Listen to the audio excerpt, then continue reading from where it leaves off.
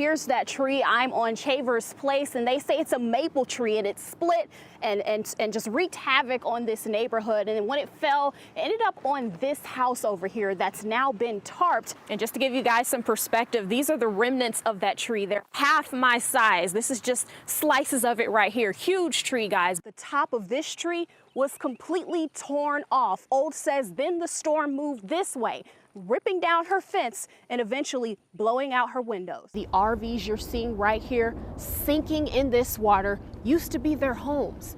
Some residents tell me they have nowhere to go. The water levels are going down, though, much lower than they were when we got here a few hours ago. Check out what's going on here on West Ellis Road. You can see that water is sitting slightly on the edge of the road. It was covering the road just a second ago. J. Moore Farm says it typically sees anywhere from 30 to 40,000 bushels of peaches. But right now, they're only seeing about 3,000 to 5,000 bushels, making this year's peach crop a poor contender.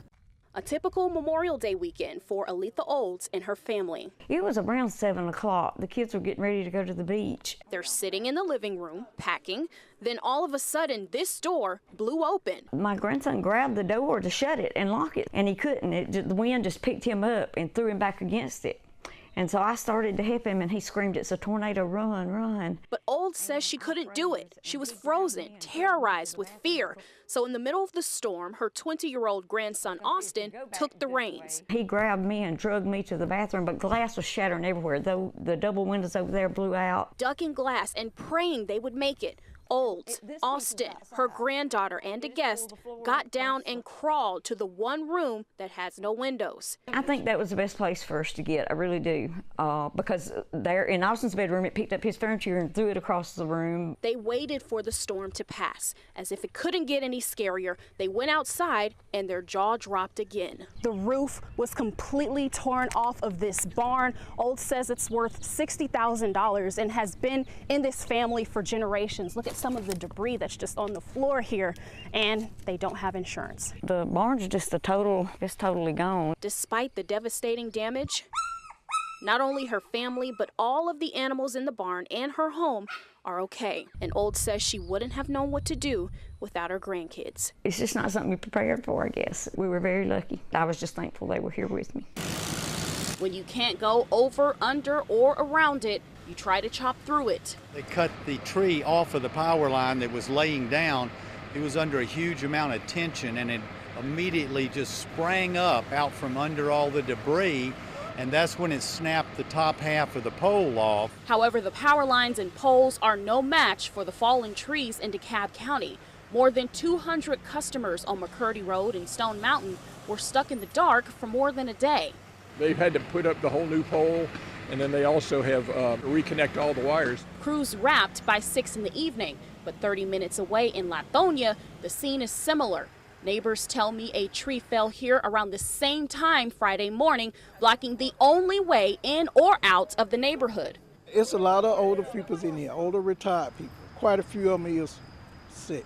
So we got people here on oxygen that need oxygen. They can't come in. So as trees block the one-way street, there's no power, no path out, and no way Hubert Lee is showing any more patience. Our ambulance can't get in here. What if a fire break out? So he lit a fire under every official he could. He says he kept calling until crews showed up shortly after 7 Saturday night, which he says is a day and a half too long, especially when traveling on foot.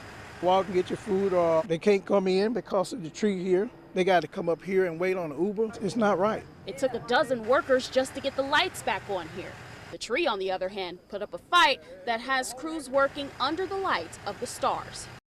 When you lose everything you've built in a flash, it's hard to start over. We had no windows, and part of the door's missing, and it just tore up so much. We first met Aletha Olds 6 months ago after a tornado destroyed her Graham, Alabama home and barn.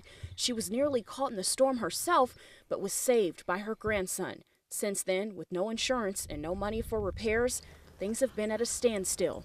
We really didn't have the means to do anything to that house. It was just me and the grandkids, and yes, we didn't have insurance, so we was just stuck with it like it was, you know. It's been a pretty rough 6 months. She felt shattered until someone special stepped in. I don't want to cry.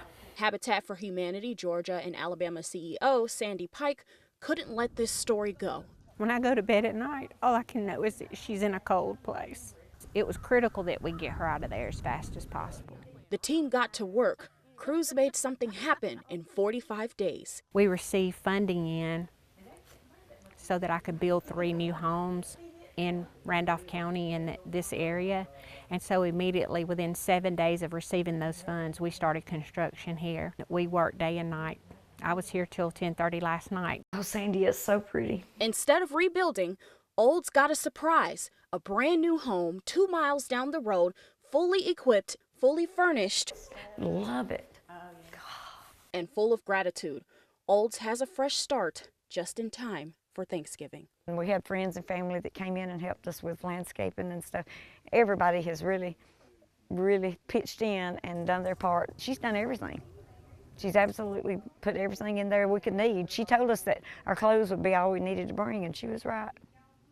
I love it. In Atlanta, Tresia Bowles, 11 Alive News.